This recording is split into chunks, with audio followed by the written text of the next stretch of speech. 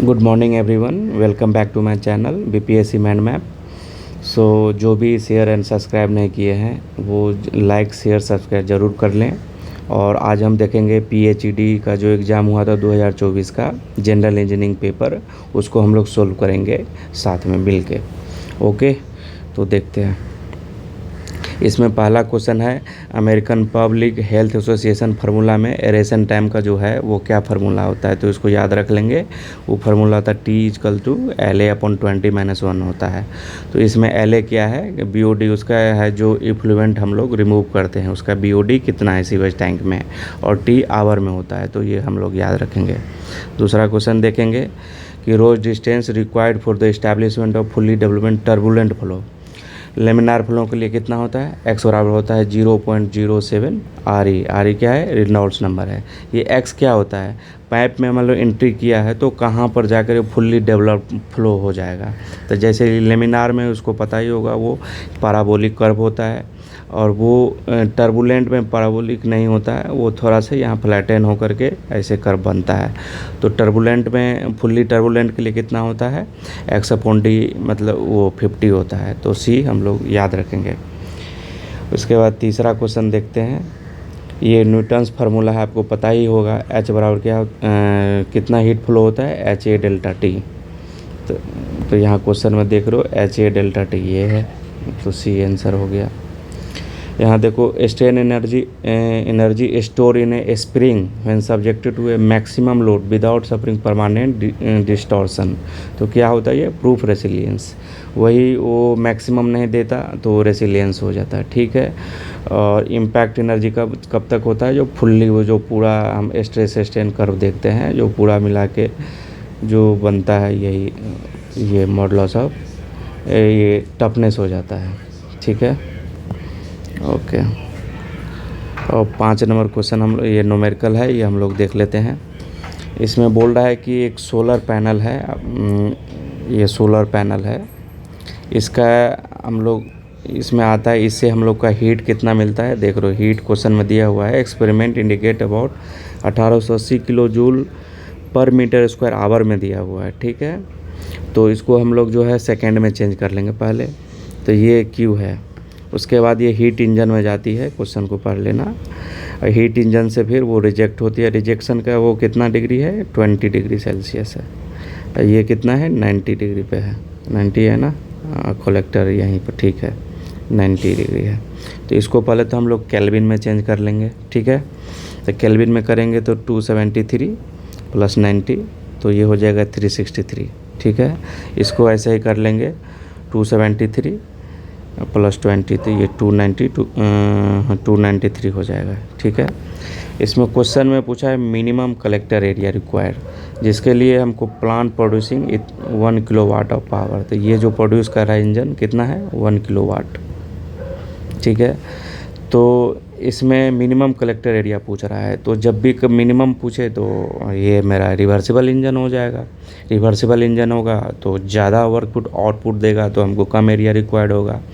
तो यहाँ से हम लोग देखते हैं। पहले तो हमको जो हीट दिया हुआ है 1880 kilo joule per metre square hour में दिया हुआ है। तो इसको 3600, 1 घंटा में कितने सेकंड होते हैं, 3600 सेकंड होते हैं। तो इसको कट करेंगे हम लोग, तो ये आ जाएगा 47/90 kilo joule per metre square second में। उसको एरिया से, इसका एरिया पूछा है हमको प्लेट का कि कितना एरिया रिक्वायर्ड होगा, देख लो उसमें क्वेश्चन में, हाँ, मिनिमम कलेक्टर एरिया। तो इसको मीटर पर मीटर स्क्वायर सेकेंड, इसको हम किलो जूल में करेंगे तो एरिया से मल्टीप्लाई कर देंगे तो मीटर स्क्वायर कैंसिल हो जाएगा। तो फिर अब हम यहाँ देखते हैं, अब लगाते हैं। तो इफ़िशियंसी कितना होता है, इफ़िशियंसी होता है 1 माइनस लोएस्ट टेम्परेचर कितना है यहाँ 293 अपॉन हाईएस्ट टेम्परेचर कितना है 363। ये एफिशिएंसी क्या है, W/Q होता है। यहाँ W क्वेश्चन में गिवन है, ये करेंगे तो ये कितना आ जाएगा 70 और अपॉन 363 बराबर W कितना क्वेश्चन में गिवन है 1। यहाँ से हमको Q कितना आ गया 47A अपॉन ये ऊपर में 90 चला जाएगा। तो यहाँ से आप एरिया कैलकुलेट करेंगे तो अप्रॉक्स में तो 10 मीटर स्क्वायर आ जाएगा। आसान है, इसको अप्रॉक्सीमेशन से तुरंत लगाओगे, यहाँ से कैंसिल करोगे तो ये तुरंत आ जाता है। ठीक है, तो इसका आंसर क्या हो गया? बी। ठीक है, अब यहाँ देखेंगे कि which of the following joint is not use in cast iron pipe. Cast iron में कितना % कार्बन होता है? ये भी क्वेश्चन बीपीएससी का है, तो ये 2.4% से 4% के बीच में होता है। इसके टाइप्स भी हम लोग देख लेंगे। वैसे तो इसमें वो सिंप्लेक्स जॉइंट जो होता है ना, वो लीक प्रूफ उतना होता नहीं, इसलिए हम लोग यूज़ नहीं करते हैं, तो आंसर यही होगा। ठीक है, अब यहाँ से 7 नंबर क्वेश्चन देखते हैं। देखो इसमें strength of the current in A 2 Henry inductor changes इतना रेट। तो देखो इसमें एल कितना दिया हुआ है? 2 हेनरी। यहाँ पे चेंज इन di/dt, जो करंट का चेंज है कितना है? 3 एम्पियर पर सेकेंड। ठीक है, तो इसमें पूछ रहा है कि वोल्टेज अक्रॉस इट, तो आपको पता होगा वोल्टेज क्या होता है? LDI/dt। ठीक है, एल क्वेश्चन में कितना है? 2, और di/dt कितना है? 3, तो ये 6 हो गया। तो पहला तो ये ऑप्शन गलत हो गया। अब इसमें से देखना है। अब देखो इसमें सेकेंड में पूछ रहा है कि magnitude of energy stored in the inductor after 4 second. तो 4 सेकेंड बाद करंट कितना मेरा हो जाएगा? तो di/dt है, तो d से मतलब di कितना हो जाएगा? 3 × t, तो 4 सेकेंड बाद 12 हो जाएगा। अब इसका एनर्जी जो हम लोग कैलकुलेट करते हैं, इसका फार्मूला क्या होता है एनर्जी का? Half Li²। ठीक है, तो हाफ L कितना है क्वेश्चन में दिया हुआ? ये 2 है।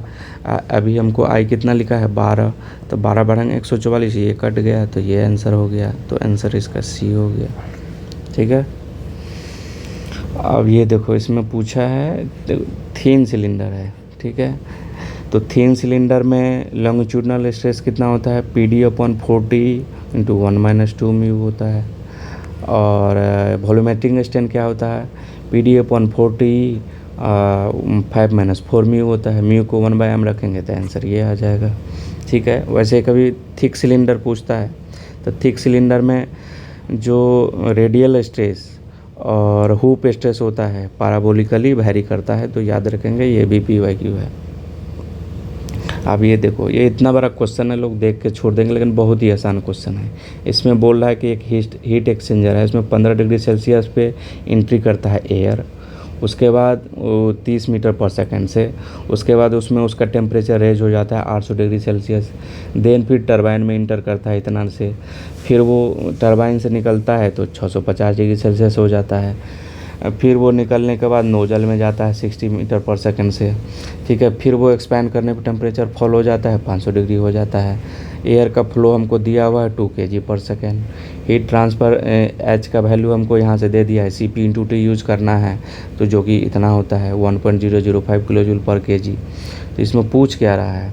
इसमें देखो पूछ रहा है कि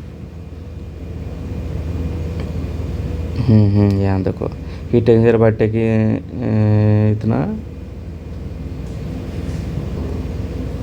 देखो इसमें पूछ रहा है इफ़ द एयर फ्लो इतना the rate of heat transfer to the air in the heat exchanger में पूछ रहा है।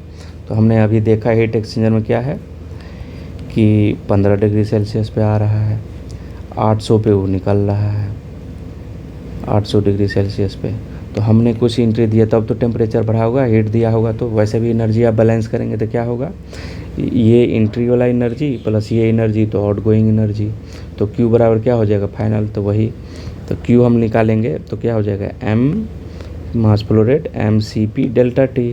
डेल्टा टी कितना है? 800 - 15 डिग्री।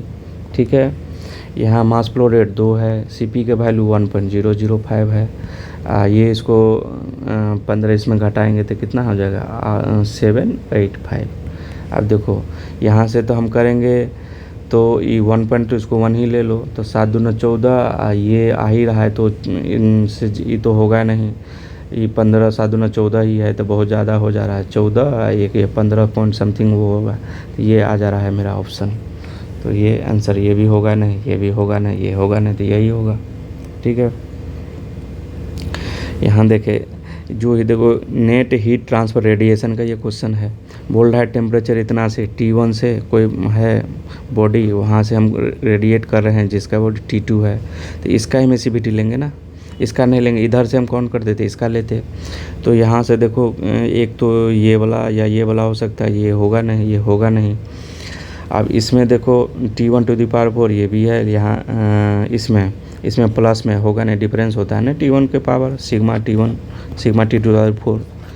तो ये आपका आंसर हो जाएगा। अब यहाँ देखो इसमें बोल रहा है कि रॉड स्टैंड रफ ग्राउंड पे है और वाल से टिका हुआ है, इसका वेट है आपका W वेट है, ये L/2 हो जाएगा ये, तो आधा लेंथ पे, ठीक है। तो पूछ रहा है कि इक्विलिब्रियम पोजीशन में रखने नॉर्मल रिएक्शन एट बी पर नॉर्मल रिएक्शन, तो ऐसे लगेगा नॉर्मल रिएक्शन, इसको NB बोल देते हैं। यहाँ से जो हम है ना वो मोमेंट इक्वेशन लगा देते हैं, मतलब टॉर्क ले लेते हैं। तो यहाँ से एक या ये डिस्टेंस लेना पड़ेगा, तो ये NB को किससे, इससे मल्टीप्लाई करेंगे, ये कितना होगा L sin 60 degree sin 30 degree, ये P/H होता है ना साइन, तो ये P निकालना है तो ये हो जाएगा H, ये L sin 30 बराबर। अब इसका लेंगे हम, ये W वेट है, W का L/2 हो जाएगा। लेकिन ये देखो इसमें हमको ये डिस्टेंस से मल्टीप्लाई करना पड़ेगा 4 से इसे, तो इससे मल्टीप्लाई करेंगे हम लोग तो कितना हो जाएगा W × L/2 cos theta cos 30 degree. अब देखो NB L sin 30, तो ये L/2 हो गया, बराबर W L/2, ये हो जाएगा √3/2, ये L/2 कैंसिल, तो W √3/2 हो गया। तो ये आंसर, ठीक है। यहाँ देखते हैं, in case of Rankine cycle specific volume of the water in the pump of the expanding the same turbine के कंपेयर में उसको बोल रहा है। तो रैंकाइन साइकिल कैसा होता है, ये देखो यहाँ एक छोटा सा पंप लगाते हैं, कम देते हैं, ये हो गया, ये रैंकाइन साइकिल हो गया, ठीक है। 1 2 3 4 5 ये टरबाइन है, ये यहाँ से यहाँ तक बॉयलर है, ये कंडेंसर है, ये पंप है। पंप का जो वर्क होता है, वर्क इनपुट, हम लोग पंप में वर्क इनपुट देते हैं, टरबाइन से वर्क आउटपुट लेते हैं। तो इनपुट क्या होता है VdP, यहाँ B स्पेसिफिक वॉल्यूम है, तो हमको देना पड़ेगा, तो हम कम देंगे ना, जितना कम देना पड़ जाए। तो स्पेसिफिक वॉल्यूम कम रखते हैं हम पंप में, कम टरबाइन के कंपेयर में, तो मच लेस, बहुत ही कम, मतलब हमको कम वर्क देना पड़े, नहीं तो आउटपुट हमको ज़्यादा नहीं मिलेगा, तो इनपुट को ही कंपनसेट करने में चल जाएगा। तो ठीक है, तो much less than that of turbine, ठीक है। अब देखो ये theoretical power required to drive a single reciprocating pump. Single reciprocating pump एक डबल होता है, एक सिंगल होता है, तो ये आप फार्मूला याद रखेंगे। एक्चुअली ये सक्शन हेड है, ये डिलीवरी हेड है, तो दोनों जोड़ेंगे घटाएंगे तो ये तो स्क्वायर में रूट में कभी होता है नहीं है, ये घटाना, इसमें थोड़ा डॉट होता है, ये होगा नहीं तो यही होगा। तो इसमें एक ये भी पूछता है कि सिंगल एक्टिंग रेसिप्रोकेटिंग पंप में कितना एनर्जी सेव होता है, तो ये 39.2% सेव होता है, और ये डबल में कितना होता है, ये 84.8% सेव होता है। तो ये याद रखेंगे, ये हो सकता है क्वेश्चन में आ जाए।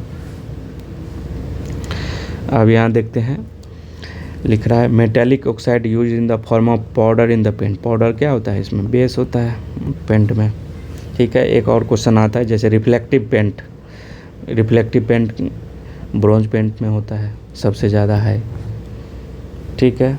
अब फिर यहाँ एक देखो एक क्वेश्चन है, अब आपको पता है कि इंडक्टर में जो कनेक्शन होता है, यदि 2 इंडक्टर है तो इसमें यदि दोनों में एंट्री हो, दोनों में एग्जिट हो, तो वो आपको सब एडिटिव नेचर का होता है। जैसे यहाँ पर एक डॉट दे दिए और फिर यहाँ इंडक्टर है और यहाँ पर दे दिए, दोनों में एंट्री कर रहा है, मान लो जो फिर ऐसा हो कनेक्शन।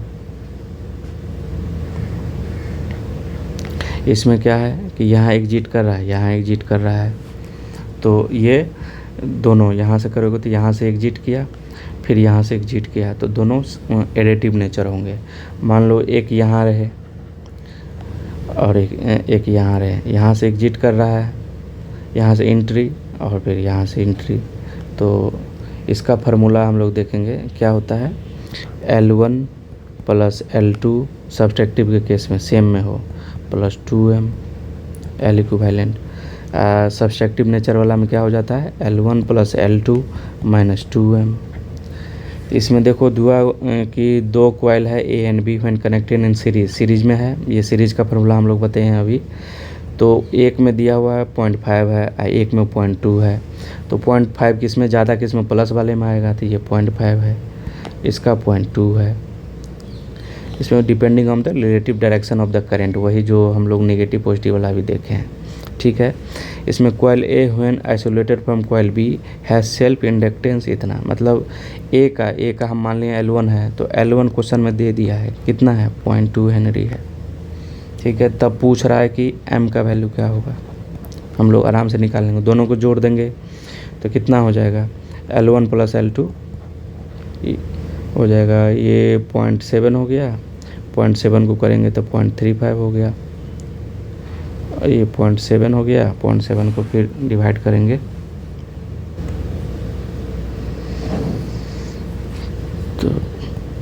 तो होगा 0.35। अब यहाँ से देखो, ये आपका L1 + L2, L1 दिया हुआ है तो L2 कितना हो जाएगा, L2 उसमें से 0.20 घटा दीजिए तो 0.15 आ जाएगा, ठीक है।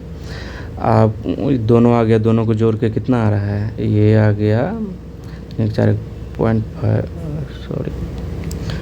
तो यहाँ से आपका L1 + L2 मेरा निकल गया, कितना हो गया, ये 0.35। तो इसमें आप हम पुट कर देते हैं तो 2m बराबर क्या हो जाएगा, 0.35, इसमें 0.50 से घटाएंगे तो ये आ जाएगा 0.15। हाँ ठीक है। तो m बराबर क्या हो जाएगा, उसको आप 2 से डिवाइड कर दो, 2 से डिवाइड करो 15 का सारे साथ ही आएगा ना, तो एक ही ऑप्शन में वो वाला है, तो ये आंसर हो जाएगा, ठीक है। अब ये देखो, इसमें हेड लॉस दिया हुआ था, क्या होता है, FLV²/2GD, ठीक है। यहाँ देखो फिर for the same compression ratio, इसमें देखो ब्रेटन साइकिल को ऑटो से कर दिया। ऑटो का फार्मूला क्या होता है, 1 - 1 R के पावर गामा -1। ये ब्रेटन का क्या हो जाता है, 1 - 1 R के पावर गामा -1 गामा। तो अब देखो यहाँ जो एक फार्मूला हम लोग पढ़े होंगे एडियाबेटिक के लिए, PV² गामा = कांस्टेंट। तो इससे हम लोग देखेंगे T2/T1 ये होता है वो P2/P1 के पावर गामा -1 गामा। ये किसके इक्वल होता है, V1/V2 के पावर गामा -1। तो ये दोनों इक्वल हो गया, तो ये वाला वैल्यू ये प्रेशर रेशियो होता है, इसमें कंप्रेशन रेशियो होता है, तो दोनों इक्वल हो गया, तो दोनों सेम हो जाएगा। तो फॉर सेम कंप्रेशन रेशियो वो क्या हो जाता है, तो R ये दोनों ऊपर तो सेम ही हो गया, तो सेम कंप्रेसर रेशियो क्या हो जाएगा, ये ऑटो साइकिल और ब्रेटन साइकिल का एफिशिएंसी इक्वल हो जाएगा, याद रखेंगे। यहाँ देखो हॉट वायर एनीमोमीटर, ये क्या है, read equally well DC AC दोनों सर्किट को मैप करता है। पर्ट में पूछ रहा है, ये इवेंट ओरिएंटेड होता है, और यही CPM में एक्टिविटी ओरिएंटेड होता है। यहाँ से एक क्वेश्चन देखो कि ये स्टेशनरी मास कंप्रेस विदाउट फ्रिक्शन तो रिवर्सिबल होगा, ठीक है। इनिशियल स्टेट ये दिया हुआ है, फाइनल स्टेट ये है, तो प्रेशर रिमेनिंग कांस्टेंट है throughout the process. Heat transfer इतना kilojoule, heat from the gas से हो रहा है, तो नेगेटिव हो जाएगा ना हीट ट्रांसफ़र। तो यहाँ से ΔQ कितना हो गया, -37.6। ये दिया हुआ है, देखो इसमें दिया है कांस्टेंट प्रेशर से कंप्रेस कर रहे हैं, ये PV डायग्राम है। इसमें कितना है 0.3, ये 0.15 मीटर है, ये प्रेशर है 0. तो ये मेगा किलो पास्कल में लिख लेते हैं, तो 105 किलो पास्कल हो गया। तो ये एरिया मेरा वर्क देगा। तो फर्स्ट लॉ क्या बोलता है, ΔQ = ΔU + W वर्क हो गया। तो ΔQ नेगेटिव में है -37.6। यहाँ से वर्क मेरा कैलकुलेट कितना हो जाएगा, वर्क कितना होगा, इसका एरिया लेंगे तो 0.15 × 105। अब देखो यहाँ से 0 हटा के यहाँ लगा देते हैं, मतलब 15 × 1.05, मतलब 15 के आसपास कुछ वर्क होगा। तो इसमें से 15 घटाएंगे तो 15 दूना 30, 15 समथिंग एक्स्ट्रा आएगा, तो 15.75 तो होगा नहीं। अब वैसे भी निगेटिव में होगा ना, इसलिए कि वर्क मेरा क्या है, ये पॉजिटिव है, निगेटिव है, कंप्रेस कर रहा है ना, तो निगेटिव में आएगा ये जो भी वैल्यू आएगा समथिंग, तो डेल्टा क्यू यहाँ निगेटिव में, तो यहाँ जाके क्या करेंगे, पॉजिटिव करेगा, तो निगेटिव में ही आएगा, तो ये तो वैल्यू होगा नहीं रहा ये। तो देखो इसमें से ये करोगे तो लगभग 16 के आसपास घटा लो, 16 घटाओगे तो कितना आ जाएगा, 121.6 के आसपास, तो यही एक ऑप्शन बचा, तो ये आंसर हो गया। यहाँ देखो इसमें कह रहा है sum of the first and the last ordinate, मतलब A naught plus A N, फिर बोल रहा है ट्वाइस द रिमेनिंग वाला क्या हो जाएगा, A1 से लेकर के AN-1 तक सम, फिर बोल रहा है obtain multiplying the distance n upon 2 half of the product. देखो तो ये क्या, ये कौन सा रूल है, ट्रेपेजॉइडल रूल है। देखो nodal method circuit analysis, nodal पे हम लोग तो KCL लगाते ही हैं। KVL किसके लिए, लूप के लिए होता है, नोडल के लिए, नोड के लिए तो होता नहीं है, तो KVL जो में है काट दो, तो आंसर मेरा क्या बचा, KCL ओम लॉ, ठीक है। अब देखो cross slope of the country is 10%, तो टेरेन क्या हो जाएगा, प्लेन हो जाएगा। Gypsum added in the manufacturing of the Portland, कब करते हैं, एट द एंड करते हैं, grinding the clinker into powder, ठीक है। अब यहाँ देखो मीन डायमीटर ये पेल्टन व्हील का दिया हुआ है, मशीनरी का क्वेश्चन है। यहाँ देखो speed of the rotation KU क्या होता है, ये स्पीड U बराबर क्या होता है, KU अंडर रूट 2GH, यहाँ से U क्या होता है, पाई DN अपॉन 60, व्हील का स्पीड, यहाँ क्या हो जाएगा, KU into under root 2GH, उसी को सजा के लिख दिया है।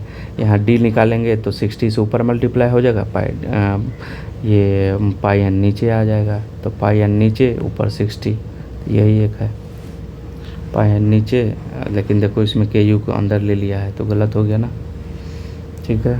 तो आंसर आ पा रहा है, ये आ रहा। यहाँ देखो relative permeability of the vacuum क्या होता है, 1 होता है। अब ये देखो इसमें लिख रहा है मैक्सिमम नॉर्मल स्ट्रेस पूछ रहा है, ये मोहर सर्किल वाला क्वेश्चन है, बायएक्सियल दिया हुआ P1 डायरेक्ट स्ट्रेस ये है, ये म्यूचुअल परपेंडिकुलर पे लेना है। तो देखो एक तो मैक्सिमम पूछ रहा है तो माइनस वाला होगा नहीं, माइनस वाला हटा दो, रहा ये, इसमें हमने फार्मूला पर आई होगा तो पहला प्लस होता है ना, तो ये तो होगा नहीं, गलत है। यहाँ देखो specific speed of the pump पूछा है, तो पंप के लिए क्या होता है, N अंडर रूट Q 3 की पावर 4, ठीक है। यहाँ देखो इसमें देखो कंसेप्ट है, यहाँ इफ़िशियंसी कार्नोट इंजन का पूछा है, तो इफ़िशियंसी के केस में क्या होता है, efficiency 1/T lower upon T higher. तो इफ़िशियंसी के केस में T को हम कम, जितना रेट मतलब वैसे तो H को बढ़ाएंगे तो ये वैल्यू क्या हो जाएगा, कम हो जाएगा, तो घटेगा कम तो ज़्यादा इफ़िशियंसी होगा, तो इफ़िशियंसी H को बढ़ाने से और TL का कम करने से इफ़िशियंसी बढ़ता है, लेकिन दोनों में सबसे ज़्यादा किस में बढ़ेगा, तो TL को कम करने से इफ़िशियंसी ज़्यादा बढ़ता है, याद रखेंगे। अब वही हमको यदि COP का पूछता, COP बोल देता, COP का फार्मूला क्या होता है, दोनों के केस में अलग अलग होता है ना, एक हीट COP ऑफ रेफ्रिजरेटर होता है, तो हीट पंप का ये देखते हैं TH माइनस TL, ऐसे ये हो जाएगा किसका, COP ऑफ हीट पंप का, ऐसे रेफ्रिजरेटर का क्या हो जाएगा, TL हो जाएगा ऊपर TH माइनस TL। तो देखो इस केस में हम TL को बढ़ाएंगे तो मेरा इस केस में भी क्या होगा, इफ़िशियंसी COP बढ़ेगा, और TH को हम कम करेंगे तो भी बढ़ेगा दोनों केस में। तो बढ़ा सकते हैं दोनों से, लेकिन सबसे ज़्यादा TL को बढ़ाते हैं तब होता है, तो ये भी हो सकता है क्वेश्चन आ जाए तो देख लेना। तो ये हो जाएगा क्या, T2 पे रिजेक्ट हो रहा है, सिंक है ना, ठीक है। एक और दोनों में रिलेशन होता है क्या, COP ऑफ हीट पंप, ये दोनों को, तो अब COP minus heat pump minus refrigerator 1 होता है, तो हीट पंप बराबर क्या हो जाएगा, 1 + COP ऑफ रेफ्रिजरेटर, ठीक है। लिख रहा है angle made by the survey line with the prolongation of the proceeding line is known as deflection angle. Factor not affecting bacterial efficiency of the chlorine, ये सब इफेक्ट कर देता है। टर्बिडिटी भी अमोनियम रिएक्शन कर लेगा मेटालिक कंपाउंड से भी, लेकिन इससे नहीं इफेक्ट होता है कोगुलेंट से। फ्रिक्शन फैक्टर होता है फ्रिक्शन 4 इंटू फ्रिक्शन कोफिशिएंट। तो ऐसे भी रिलेशन याद रखिएगा, हो सकता है कभी फ्रिक्शन कोफिशिएंट, इस ध्यान से पढ़ना क्वेश्चन को। फ्रिक्शन फैक्टर है तो 64 अपॉन आर ई हो जाएगा, यह फ्रिक्शन कोफिशिएंट होगा तो 16 अपॉन आर ई हो जाएगा। ठीक है, यहाँ देखेंगे, देखो magnetic bearing of the sun at the noon दिया हुआ है इतना, तो मैग्नेटिक डिक्लिनेशन क्या होगा। देखो हम नॉर्थ से पहले देखते हैं। अब देखो इसमें दिया हुआ 185 के आसपास मेरा सन कहाँ पर होगा, 80 डिग्री यहाँ से यहीं पर सन होगा। अब देखो इतना डिग्री कहाँ से, 180 डिग्री तो इतना ही हो गया, यहाँ से एक्स्ट्रा कुछ यहाँ आया होगा, तो ये वैल्यू कितना हो जाएगा, 180 इसमें से घटा दो तो 5 डिग्री 20 मिनट। लेकिन ये हम नॉर्थ से करते हैं ना, ये साउथ वेस्ट, ये हो जाएगा ईस्ट, ये वेस्ट, ये नॉर्थ, तो नॉर्थ से वेस्ट हो जाएगा। तो यहाँ नॉर्थ मतलब नहीं लिखा है तो डिफ़ॉल्ट ही वो है, तो वेस्ट वाला ऑप्शन यही है मेरा आंसर हो जाएगा। ठीक है, यहाँ देखो ओवरऑल फ्रांसिस टरबाइन का ओवरऑल एफिशिएंसी, तो पावर का एफिशिएंसी, पावर का फार्मूला क्या हो जाता है, रो क्यू जी एच एफिशिएंसी। यहाँ देखो इसमें जो हम ये लिखे हैं, एक इसका वैल्यू डब्लू है, इसीलिए कि इसमें क्यू शामिल कर लिया है तो मीटर पर सेकेंड, इसीलिए इसमें लिख दिया है पर सेकेंड, वेट पर सेकेंड, नहीं तो वेट लिखता, तो इसीलिए यहाँ से ही लेमडा नोट को ये दर्शाया है, तो WHP अपॉन WH हो जाएगा। ठीक है, अब देखो डमी एक्टिविटी, ये पार्ट CPM में डमी एक्टिविटी क्या होता है, हम लोग बस कंटिन्यू करने के लिए एक्टिविटी को दिखाते हैं, उसमें कोई कंज्यूम रिसोर्स नहीं होता, ना टाइम लेता है, डॉटेड लाइन से उसको रिप्रेजेंट करते हैं, आर्टिफिशियली होता है वो, तो ऑल ऑफ द एबव होगा। अब देखो ये इसमें देखो इंक्लाइन प्लेन पे एक पार्टिकल है जिसका मास कितना है 1 kg है, ये 30 डिग्री पे इंक्लाइन है, तो इसमें कोफिशिएंट ऑफ फ्रिक्शन पूछ रहा है, तो देखो यहाँ इधर mg लगेगा। ठीक है,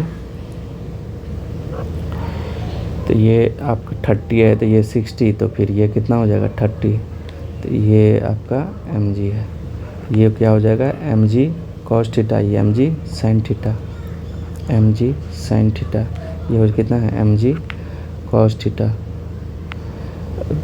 ऊपर से एक नॉर्मल भी लगेगा, इधर मेरा क्या फ्रिक्शन लगेगा कितना म्यू इंटू एन, तो यहाँ से हम बैलेंस करेंगे इक्विलिब्रियम को, तो n बराबर mg cos थीटा हो जाएगा।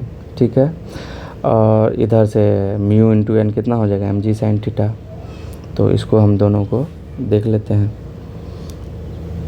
तो n बराबर क्या हो जाएगा mg cos थीटा, यहाँ से मेरा इक्वेशन क्या हुआ mg sin थीटा बराबर म्यू इंटू एन।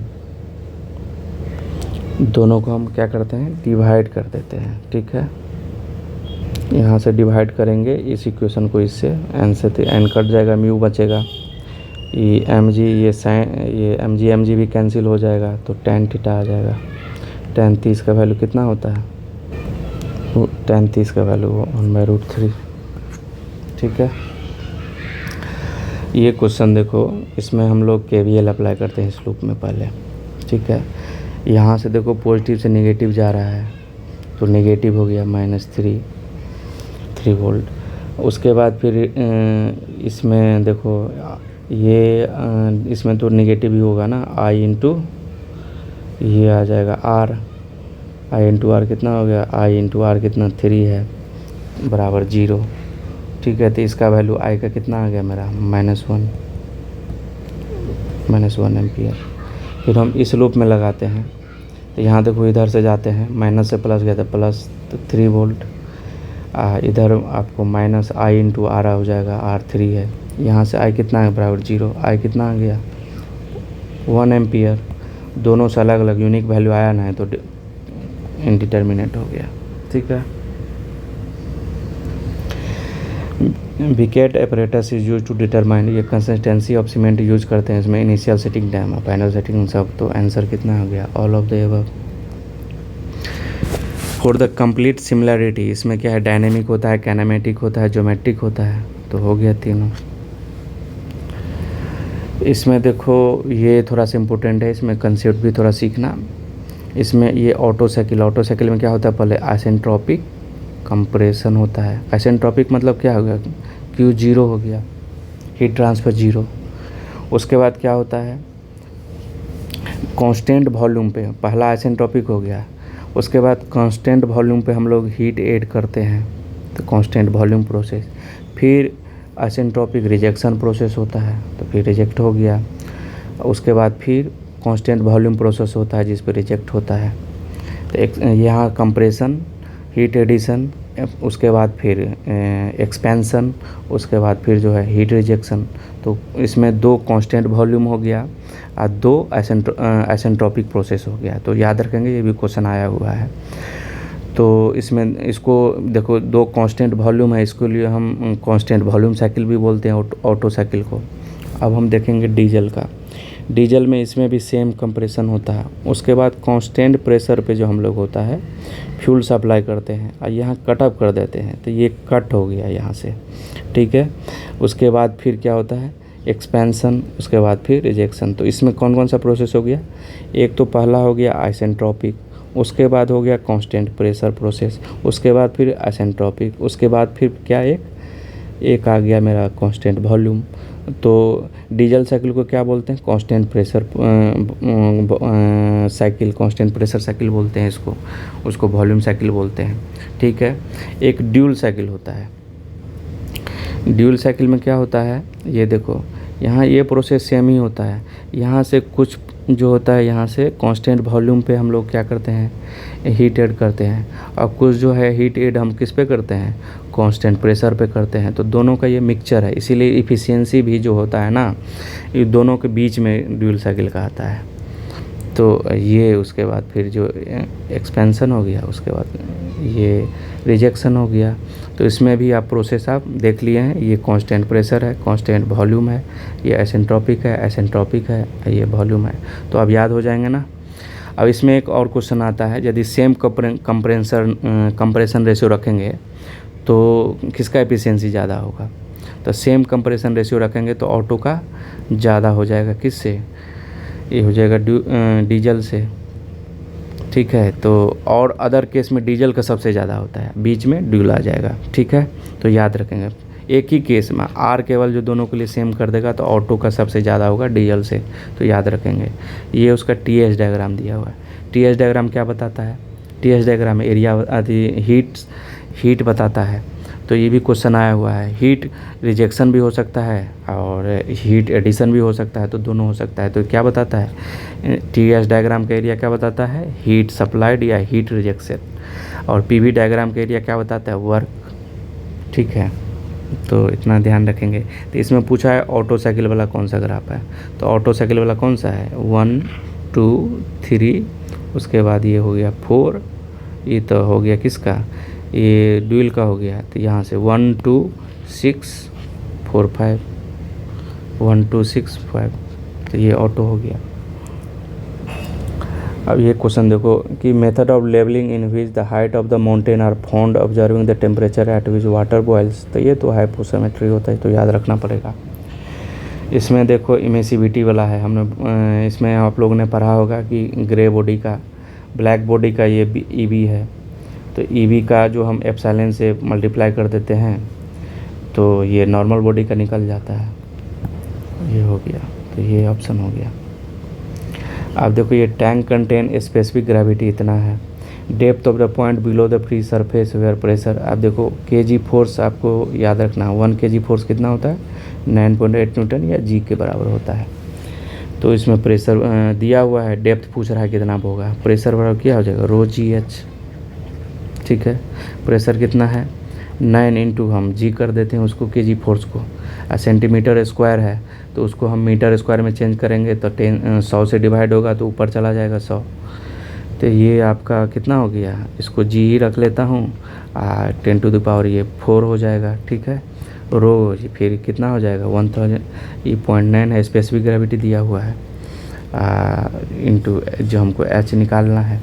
यहाँ से देखो एक जी छूट गया ना इसमें, रो जी एच होता है ना, तो इसको भी जी कर लो, इंटू एच कर लो, जी जी कैंसिल हो गया। ठीक है, यहाँ से आपका 4 गो है, 3 गो कैंसिल हो गया, 90/0.9, तो एच का वैल्यू कितना 100 आ गया। ठीक है, what is the chemical composition of the quick lamp COA होता है। ठीक है, यहाँ देखो prevention of the dental cavity of the children recommended fluoride content कितना से कितना होता है 1 से 1.5 टू अवॉइड। तो एक ही इसमें ऑप्शन है जो इसके रेंज में आ रहा है, ये हो गया। अब देखो ये क्वेश्चन 46 नंबर, 5 kg का कोई बॉल है, कुछ भी मास है, ठीक है, ये नीचे गिरता है, अंदर ग्रेविटी कितना 20 मीटर का वो डिस्टेंस, वेलोसिटी यहाँ पर कितना हो जाता है 10 मीटर पर सेकेंड। तो बोल रहा है कि resistance of the air on the object, उसके कारण वर्क कितना होगा। वर्क एनर्जी थ्योरम आप लोगों ने पढ़ा होगा, टोटल वर्क डन बराबर क्या होता है चेंज इन काइनेटिक एनर्जी। तो work done by gravity plus work done by the air resistance बराबर चेंज इन, इनिशियल तो 0 से था, तो 0 पे तो कुछ है ना 5 kg का है, तो इसका क्या हो जाएगा फाइनल कितना ½ mg, तो ½ × 50 इंटू ये V² कितना हो गया 100, तो यहाँ से 250 आ गया। अब देखो वर्क डन बाय ग्रेविटी कितना आ गया mgh होगा, mgh कितना हो गया, m कितना है 5, g कितना है 10 और h कितना है 20, तो कितना है 1000।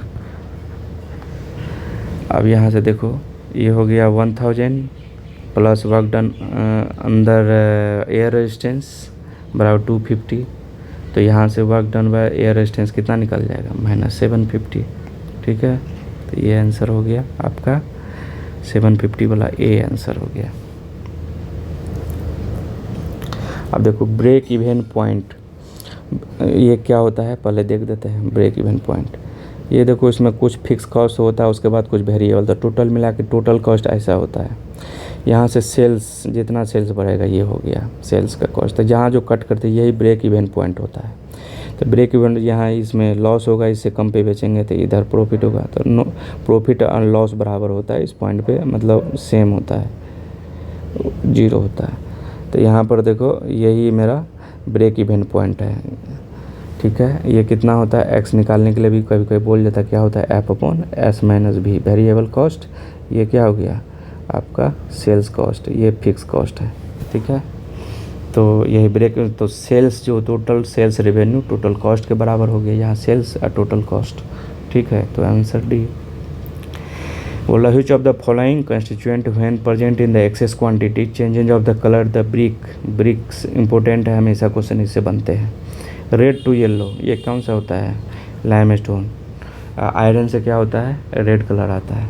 ठीक है, a moving coil voltmeter measure, देखो मूविंग कॉइल है, इसमें हम यदि AC का यूज करेंगे ना, तो पहला हाथ में तो पॉजिटिव साइकिल और दूसरा हाथ में नेगेटिव साइकिल, तो वो नेगेटिव वो जो मेरा पॉइंटर होगा उसको फ्लक्चुएट करा देगा, तो इसीलिए हम लोग केवल DC में यूज करते हैं। तो मूविंग कॉइल वोल्ट मीटर क्या होता है ओनली DC वोल्टेज के लिए।